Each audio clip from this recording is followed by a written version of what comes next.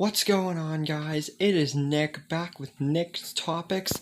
I'm back with my 5th topic video, and today we are talking about part 5 to the current topic, what if Shane was not killed by Rick?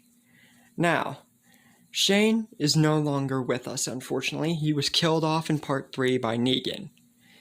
He showed a lot of character progression, and I'm proud of how the story went with my analysis. Anyway, last time, Eugene was killed by one of the Whisperers instead of Jesus in the original.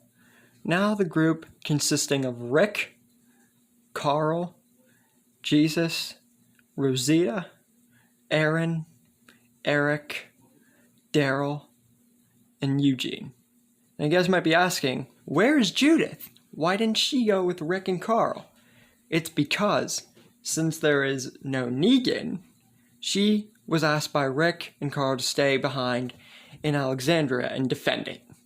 Now, we leave off with the group, as I said who it's consisting of, going on the bridge and meeting up with the Whisperers and the zombies there, killing them all, and seeing Lydia for the first time. Now, Carol and Ezekiel are still a thing. That didn't change, but it just happens later in the series, basically. Henry is still around, but he is less of a fighter because Morgan died early and didn't get to teach him with the pole and everything. Lydia and Henry's relationship is the same as the original. Everything pretty much goes the same then. We get up to the point of the Whisperers meeting up at Hilltop and wanting Lydia back, per the original. Now, instead of Daryl, Rick is there and decides to make the deal with Alpha to trade Lydia for Luke because Alden died at the Sanctuary. Rosita is held back because she was ready to shoot Alpha for killing off Abraham, but she's held back by the others. Happens in the original that Henry and Lydia go off into the woods by themselves. Daryl and Connie they go after them like the original, and Henry is captured by Beta, per the original, and Lydia is still forced by Alpha and Beta to kill Henry, but doesn't. Now comes the fight with Daryl and Beta, per the original. Daryl in this story is actually an even match against Beta, if maybe a little bit stronger. So he almost kills Beta after having a knife battle with him and then throwing him in the elevator shaft. He almost kills him that time. After that, the rest of the events of the story play out quite the same until, get ready for this climax, guys, we get to severed heads on a pike scene. Now, there is no Tara, so she's not around. Enid is still killed off, much to the dismay of Carl, and Glenn is killed as well.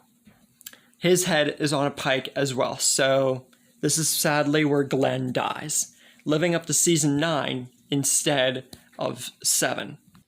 Now, Rick, Carl, Daryl, Rosita, Carol, and Maggie are all going to be after Alpha's head, and that's where we're going to be leaving things. So what do you guys think? Did you like how this episode played out? Do you think that more character progression will be showed with Rick, Carl, Daryl, Carol, Rosita, and Maggie? Did you think that Glenn, living past season 7, was a better change for the group? I definitely think that the story has definitely impacted a lot. Henry was less of a fighter, so he died way easier.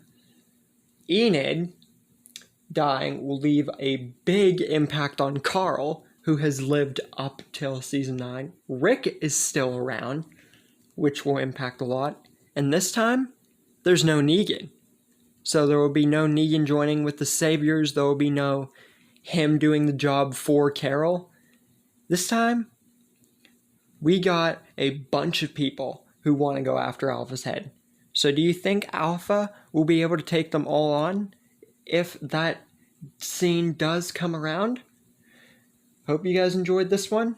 Stay tuned for a episode of that coming up next Tuesday and a book review coming out tomorrow.